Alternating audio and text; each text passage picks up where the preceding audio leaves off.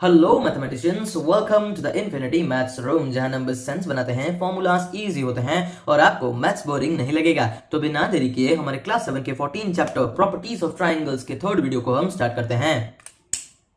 तो आज के इस वीडियो में हम कवर करने वाले हैं कि आपके ट्रायंगल्स कितने तरह के होते हैं, यानी कि क्लासिफिकेशंस ऑफ ट्रायंगल्स वाले टॉपिक को हम कंप्लीटली कवर करेंगे और साथ में कुछ एग्जांपल्स को भी अच्छे से देखेंगे। देखो, हमारा जो ट्रायंगल्स होता है ना, वो दो तरह का क्लासिफाई होता है। एक होता है अकॉर्डिंग टू द साइड्स और दूसरा होता है आपका अकॉर्डिंग टू द एंगल्स। तो अकॉर्डिंग टू द साइड्स हमारे ट्रायंगल्स तीन तरह के होते हैं। एक होता है आपका स्केलिन ट्रायंगल, जिसमें कि कोई भी साइड आपका इक्वल नहीं होता। दूसरा होता है आपका आइसोस्केल्स ट्रायंगल, जिसमें कि सिर्फ दो साइड्स इक्वल होते हैं और बाकी जो तीसरा वाला होता है वो अलग मेजरमेंट का होता है। और लास्ट में आता है आपका इक्विलैटरल ट्रायंगल, जिसमें कि आपके तीनों ही साइड्स इक्वल होते हैं।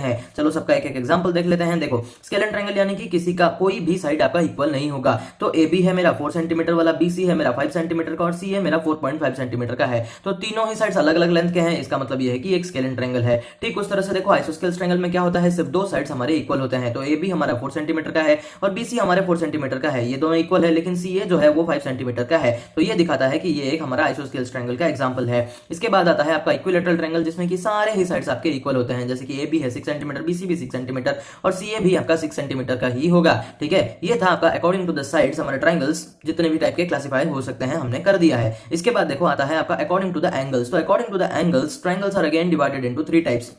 सबसे पहले आता है आपका acute angle triangle. Acute angle triangle एक ऐसा ट्रायंगल होता है जिसमें कि सारे ही एंगल्स एक्यूट होते हैं। और आपको अगर नहीं पता तो एक्यूट का मतलब वो होता है जो एंगल हमारा 90 डिग्री से छोटा होता है, वो होता है हमारा एक्यूट एंगल। और फिर आता है, देखो इसका एग्जांपल, एंगल ए आपका 40 डिग्री है, 40 डिग्री हमारा 90 से छोटा है। बी 60 डिग्री का है, ये भी 90 से छोटा है। और जो सी एंगल है वो 80 डिग्री का है और ये भी आपके 90 डिग्री से छोटा ही है। तो इसका मतलब ये है कि ये जो तीनों एंगल्स है, ये तीनों एक्यूट एंगल्स है और इस वजह से ये जो ट्रायंगल फॉर्म होता है वो भी एक एक्यूट एंगल ट्रायंगल होता है। इसके बाद आता है आपका right angle triangle. Right angle triangle एक ऐसा ट्रायंगल होता है जिसमें तीनों एंगल्स में से कोई एक एंगल आपका 90 डिग्री होगा। जैसे कि यहाँ पे देखो, ए आपका 60 डिग्री है, एंगल बी आपका 30 डिग्री है, लेकिन ये जो एंगल सी है वो आपका 90 डिग्री है। कहने का मतलब ये है कि अगर आपको एक्यूट एंगल चाहिए तो आपको तीनों ही एंगल्स आपके एक्यूट होने चाहिए, लेकिन अगर आपको एक राइट एंगल चाहिए तो आप कोई भी एक एंगल को 90 डिग्री दिखा दो तो आपका वो राइट एंगल ट्रायंगल फॉर्म हो जाएगा। ठीक वैसे ही ऑब्ट्यूज एंगल ट्रायंगल वो होता है जिसमें कि कोई भी एक एंगल आपका 90 से ज्यादा होता है। जैसे कि देखो, एंगल ए वो 120 डिग्री है और एंगल बी 40 है, एंगल सी आपका 20 है। तो ये जो एंगल बी और सी ये तो 90 से छोटे हैं, लेकिन ऑब्ट्यूज होने के लिए सिर्फ एक ही एंगल का 90 से बड़ा होना काफी होता है। ठीक है, देखो मैं आपको फिर से एक बार ये सब कुछ रिवाइज करवा देता हूं। हमारा क्या ट्रायंगल्स दो टाइप का क्लासिफाई होता है। एक होता है अकॉर्डिंग टू द साइड और एक होता है आपका according to the angles. According to sides हमारे ट्रायंगल्स तीन तरह के हैं, स्केलिन, आइसोस्केल्स और इक्विलैटरल। स्केलिन में कोई भी साइड इक्वल नहीं होता, आइसोस्केल्स में दो साइड्स इक्वल होते हैं, एक अलग होता है, और इक्विलैटरल ट्रायंगल में सारे के सारे ही साइड्स इक्वल होते हैं। इसके बाद आता है आपका अकॉर्डिंग टू द एंगल्स। इसके बेसिस पर भी आपके ट्रायंगल्स तीन तरह से डिवाइडेड है। एक है आपका एक्यूट एंगल, दूसरा आपका राइट एंगल और तीसरा है आपका ऑब्ट्यूज एंगल। एक्यूट एंगल वो ट्रायंगल होता है जिसमें कि तीनों ही एंगल्स आपके 90 डिग्री से छोटे होते हैं, यानी कि तीनों ही एंगल्स आपके एक्यूट एंगल्स होते हैं। और राइट एंगल ट्रायंगल एक ऐसा ट्रायंगल होता है जिसमें तीन एंगल्स में से कोई एक ट्रायंगल आपका 90 डिग्री होता है। इसके बाद आता है आपका ऑब्ट्यूज एंगल ट्रायंगल, जिसमें कि तीन एंगल्स में से कोई भी एक एंगल आपके 90 डिग्री से बड़ा होता है। यानी कि ऑब्ट्यूज एंगल होने के लिए क्या, तीनों में से कोई एक एंगल का ऑब्ट्यूज होना यानी कि 90 से बड़ा होना जरूरी है। और अभी हम देखते हैं आपके इस टॉपिक से रिलेटेड कुछ अच्छे एग्जांपल्स को। पहला एग्जांपल क्या कहता है, in the given isosceles triangle find the base angles. देखो, ये एक आपको आइसोस्केल्स ट्रायंगल आपको दे रखा है और यहाँ पर एक एंगल जो एंगल ए है ये आपका 40 डिग्री आपको दे दिया है। और तो आपको क्या, एंगल बी और एंगल सी का वैल्यू निकालना होगा। देखो, आपको ना एक चीज जानना होगा, जो आइसोस्केल्स ट्रायंगल होता है उसमें जो दो साइड्स इक्वल होते हैं ना, उसमें जो भी हमारे एंगल चिपके हुए होते हैं उसके साथ जो एंगल्स होते हैं वो हमेशा इक्वल होते हैं। यानी कि एक आइसोस्केल्स ट्रायंगल में आपका जो एंगल बी होगा ना वो आपके एंगल सी के बराबर होगा, अगर ये ऐसे है। ठीक है, कुछ इस तरह से। तो यहाँ पर हमको पता चल गया क्या कि एंगल बी और एंगल सी हमारा इक्वल है। तो हम क्या करेंगे, चलो एक काम करते हैं, एंगल बी को हम x लेते हैं तो उस हिसाब से हमारा एंगल सी भी तो x ही हो जाएगा ना। समझो, ये अगर x डिग्री का है तो ये भी x डिग्री का होगा और हमें पता है, we know that the sum of interior angles of a triangle is 180 degree. तो उस हिसाब से angle A plus angle B और एंगल सी को जब हम ऐड करेंगे तब हमको 180 डिग्री मिलेगा। और एंगल ए का वैल्यू हमको दे रखा है जो कि 40 डिग्री है, बी हमने x लिया था, सी भी हमने x लिया था और ये आ गया आपका 180। तो अभी देखो, x प्लस x हो गया आपका 2x और ये जो 40 इधर प्लस होकर था इधर आकर क्या होगा भाई, माइनस हो जाएगा। तो ये आपका आएगा क्या, 2x का वैल्यू आएगा आपका 140 डिग्री। तो उस हिसाब से हमारा x का वैल्यू क्या आएगा, 140/2 विच इज 70 डिग्री। तो यहां से अगर आपका x जो है वो 70 डिग्री है तो आप ये कह सकते हो कि नहीं, जो मेरा एंगल बी है वो 70 डिग्री का है और ये जो हमारा एंगल सी है ये भी मेरे 70 डिग्री का है। ठीक है, अभी देखो नेक्स्ट आता है आपका example 6। One base angle of an isosceles triangle is 65 degree. तो ये भी एक आइसोस्केल्स ट्रायंगल है जिसमें आपका एक बेस वर्टेक्स एंगल दे रखा है 65 डिग्री का। आपको पूछा है find the vertex angle. Vertex angle क्या होता है, जो कि ये वाला, मतलब देखो यहाँ पर दोनों साइड्स जो इक्वल है वो इसी वर्टेक्स से निकले हैं कि नहीं, तो इस वजह से इसको हम वर्टेक्स एंगल कहते हैं। तो अभी देखो ये एक आइसोस्केलेस ट्रायंगल है और इसका बेस एंगल, ये जो एंगल y है वो 65 डिग्री है, और हमें तो पता है कि हमारे बेस एंगल जो आइसोस्केलेस ट्रायंगल्स के होते हैं वो इक्वल होते हैं। तो उस हिसाब से ये जो हमारा एंगल z है ये भी मेरा 65 डिग्री का होगा कि नहीं। और फिर हमें तो ये लॉ पता है कि the sum of interior angles of a triangle is 180 degree. तो angle x plus angle y plus angle z करोगे तो आपको 180 डिग्री मिलेगा। और देखो हमारा जो एंगल y है और एंगल z है, इन दोनों का वैल्यू मुझे पता है, x का वैल्यू नहीं पता, इसलिए मैं इसको इस तरह से ही लिख दूंगा। अभी देखो नेक्स्ट स्टेप में क्या होगा, 65 प्लस 65 हो जाएगा मेरा 130। तो ये angle x plus 130 degree is equals to 180 degree. Next step में मैं इस 130 को दूसरी तरफ भेज दूंगा और ये इधर आकर क्या होगा भाई, सब्ट्रैक्ट हो जाएगा। तो अभी देखो एंगल x का जो वैल्यू निकल कर आया वो है मेरा 50 डिग्री। तो मैं यहाँ पर कुछ इस तरह से लिख दूंगा, मेरा क्वेश्चन सॉल्व हो गया।